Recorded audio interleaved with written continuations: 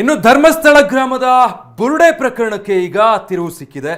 ಚಿನ್ನಯ್ಯ ಹೈಕೋರ್ಟ್ಗೆ ರಿಟ್ ಅರ್ಜಿ ಸಲ್ಲಿಸಿದ್ದು ಷಡ್ಯಂತ್ರದ ಹಲವು ಅಂಶಗಳನ್ನು ಇದರಲ್ಲಿ ಬಹಿರಂಗಪಡಿಸಿದ್ದಾನೆ. ಅಲ್ಲದೆ ಎಸ್ಐಟಿ ತನಿಖೆಯ ವಿಳಂಬದ ಬಗ್ಗೆಯೂ ಕೂಡ ಪ್ರಶ್ನಿಸಿದ್ದಾನೆ. ಈ ಕುರಿತ ರಿಪೋರ್ಟ್ ಇಲ್ಲಿದೆ. ಬುರುಡೆ ಬುರುಡೆ ಬುರುಡೆ ಇಡೀ ದೇಶಾದ್ಯಂತ ಸದ್ದು ಮಾಡಿದ್ದ ಧರ್ಮಸ್ಥಳ ಬುರುಡೆ ಪ್ರಕರಣ ಮತ್ತೆ ಮುನ್ನೆಲೆಗೆ ಬಂದಿದೆ. ಬಂಗ್ಲೆಗುಡ್ಡದಲ್ಲಿ 100 ಶವ ಹೋತಿದ್ದೀನಿ ಅಂತ ಚಿನ್ನಯ್ಯ ಹೇಳಿದ್ದ ಪ್ರಕರಣದ ತನಿಖೆನೂ ನಡೀತಿದೆ. ಆದರೆ ತನಿಖೆ ಯಾವ ಹಂತದಲ್ಲಿದೆ ಅನ್ನೋದು ಇನ್ನೂ ರಿವೀಲ್ ಆಗಿಲ್ಲ. ಹೀಗಾಗಿ ತನಿಖಾಧಿಕಾರಿಗಳ ನಡೆ ಮೇಲೆಯೇ ಚಿನ್ನಯ್ಯ ಅನುಮಾನ ವ್ಯಕ್ತಪಡಿಸಿದ್ದು ಹೈಕೋರ್ಟ್ಗೆ ರಿಟ್ ಅರ್ಜಿ ಸಲ್ಲಿಸಿದ್ದಾರೆ. ಎಸ್ಐಟಿ ವಿಳಂಬ ನೀತಿ ಬಗ್ಗೆ ಅರ್ಜಿಯಲ್ಲಿ ಉಲ್ಲೇಖ ಮಾಡಿರೋ ಚಿನ್ನಯ್ಯ ಷಡ್ಯಂತ್ರಕಾರರ ರಕ್ಷಣೆಗೆ ತನಿಖೆ ವಿಳಂಬ ಅಂತ ಆರೋಪಿಸಿದ್ದಾರೆ. 9 ತಿಂಗಳು ಕಳೆದ್ರೂ 5 ವಿರುದ್ಧ ಕಾನೂನು ಕ್ರಮವಿಲ್ಲ. ಕ್ರಮ ಜರುಗಿಸದ ಎಸ್ಐಟಿ ನಡೆಯ ಮೇಲೆ ಅನುಮಾನ ಬರ್ತಿದೆ. ಎಸ್ಐಟಿ ಕಾನೂನು ಜವಾಬ್ದಾರಿ ನಿಭಾಯಿಸಲು ವಿಫಲವಾಗಿದೆ. ಧರ್ಮಸ್ಥಳ ಹೆಸರಿಗೆ ಚ್ಯುತಿ ತರಲು ಕೇರಳದಿಂದ ಫಂಡಿಂಗ್ ಬರ್ತಿತ್ತು. ಚಿತ್ರದುರ್ಗದ ಶ್ರೀಮತಿ ರಮಾ ನಾಗರಾಜ್ ಆದಾಯದ ಮೂಲವಾಗಿದ್ರು. ಗಿರೀಶ್ ಮಟ್ಟಣ್ಣನವರ್ ತಿಮರೋಡಿ ಜೊತೆ ರಮಾ ಸಂಪರ್ಕ ಹೊಂದಿದ್ರು.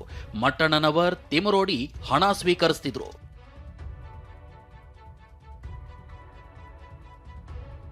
ಹೀಗಂತ ಹೈಕೋರ್ಟ್ಗೆ ಸಲ್ಲಿಸಿರೋ ರಿಟ್ ಅರ್ಜಿಯಲ್ಲಿ ಆರೋಪಿಸಿರುವ ಚಿನ್ನಯ್ಯ ವಿಠಲ್ ಗೌಡ, ಮಹೇಶ್ ತಿಮರೋಡಿ, ಜಯಂತ್, ಗಿರೀಶ್ ಮಟ್ಟಣ್ಣನವರ್, ಅಜಯ್, ಸಮೀರ್ ಹೆಸರನ್ನು ಉಲ್ಲೇಖಿಸಿದ್ದಾರೆ.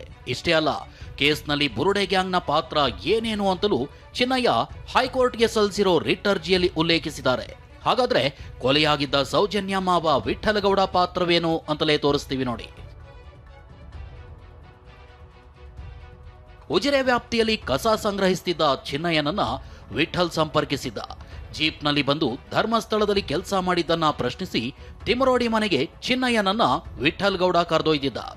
ಧರ್ಮಸ್ಥಳದಲ್ಲಿ ಅನೇಕ ಶವಗಳನ್ನ ದಹನ ಮಾಡಲಾಗಿದೆ, ಅಲ್ಲಿ ಸಾವಿರಾರು ಶವಗಳಿವೆ ಅಂತ ಮಹೇಶ್ ಶೆಟ್ಟಿ ತಿಮರೋಡಿ ಬಳಿ ಹೇಳುವಂತೆ ವಿಠಲ್ ಗೌಡ ಚಿನ್ನಯ್ಯಗೆ ನಿರ್ದೇಶನ ನೀಡಿದ್ರಂತೆ.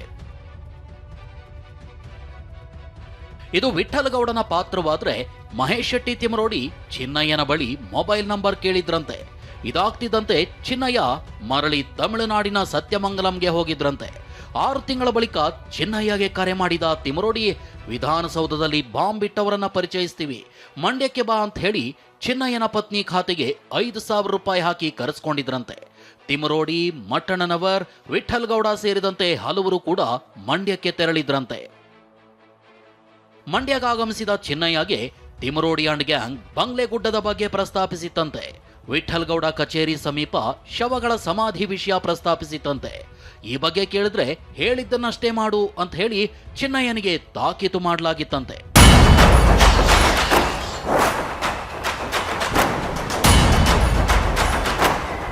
ಇತ್ತ ಬೆಂಗಳೂರಿನ ಸ್ಯಾಟಲೈಟ್ ಬಸ್ ನಿಲ್ದಾಣದಲ್ಲಿ ಜಯಂತ್ನನ್ನ ಸಂಪರ್ಕಿಸಿದ ಮಟ್ಟಣ್ಣನವರ್ ಚಿನ್ನಯ್ಯಗೆ ಪರಿಚಯಿಸಿದ. ಜಯಂತ್ ಮನೆಯಲ್ಲಿ ಚಿನ್ನಯ್ಯನಿಗೆ ತಲೆ ಬುರುಡೆ ಕೊಟ್ಟು ಫೋಟೋ ತೆಗೆಯಲಾಗಿತ್ತು. ಇಷ್ಟೇ ಅಲ್ಲ, ಯೂಟ್ಯೂಬರ್ಸ್ ಅಜಯ್, ಸಮೀರ್ ಹಾಗೂ ಹಿರಿಯ ವಕೀಲ KV ಧನಂಜಯ್ ಹೆಸರು ರಿಟ್ ಅರ್ಜಿಯಲ್ಲಿ ಉಲ್ಲೇಖಿಸಿರೋ ಚಿನ್ನಯ್ಯ 5 ವಿರುದ್ಧ ಅಂತಿಮ ಚಾರ್ಜ್ ಶೀಟ್ ಇನ್ನೂ ಸಲ್ಲಿಸಿಲ್ಲ ಅಂತ ಹೈಕೋರ್ಟ್ ಮೆಟ್ಟಿಲೇರಿದ್ದಾನೆ. ನಟ ಪ್ರಕಾಶ್ ರಾಜ್ ಹೆಸರನ್ನು ಚಿನ್ನಯ್ಯ ಉಲ್ಲೇಖಿಸಿದ್ದಾನೆ. ಈ ಬಗ್ಗೆ ಪೋಸ್ಟ್ ಮಾಡಿರೋ ನಟ ಪ್ರಕಾಶ್ ರಾಜ್ ಇಂಥ ಸುದ್ದಿಗಳನ್ನ ನಂಬೇಡಿ ಅಂದಿದ್ದಾರೆ. ಇದಿಷ್ಟೇ ಅಲ್ಲ, ಚಿನ್ನಯ್ಯ ರಿಟ್ ಅರ್ಜಿಯಲ್ಲಿ 200 ಕೋಟಿ ಫಂಡಿಂಗ್ ಬಗ್ಗೆನೂ ಪ್ರಸ್ತಾಪಿಸಿದ್ದಾನೆ. ಚಿತ್ರದುರ್ಗದ ಶ್ರೀಮತಿ ರಮಾ ನಾಗರಾಜ್ ಎಂಬುವರ ಹೆಸರು ಉಲ್ಲೇಖಿಸಿದ್ದಾನೆ. ಈ ಬಗ್ಗೆ ಪ್ರತಿಕ್ರಿಯಿಸಿರೋ ರಮಾ ನಾಗರಾಜ್ ಫಂಡಿಂಗ್ ಬಗ್ಗೆ ಮಾಡಿರೋ ಆರೋಪ ಸತ್ಯಕ್ಕೆ ದೂರ ಅಂದಿದ್ದಾರೆ. ಗೊತ್ತಿಲ್ಲ. ಆಮೇಲೆ ಏನಿದೆ, ನೀವು ಏನು ಹೇಳಿದ್ರಿ ಚಿನ್ನಯ್ಯ ಆರೋಪ ಮಾಡಿದ್ದಾರೆ ಅಂತ, ಅದು ಸತ್ಯಕ್ಕೆ ದೂರಿದೆ.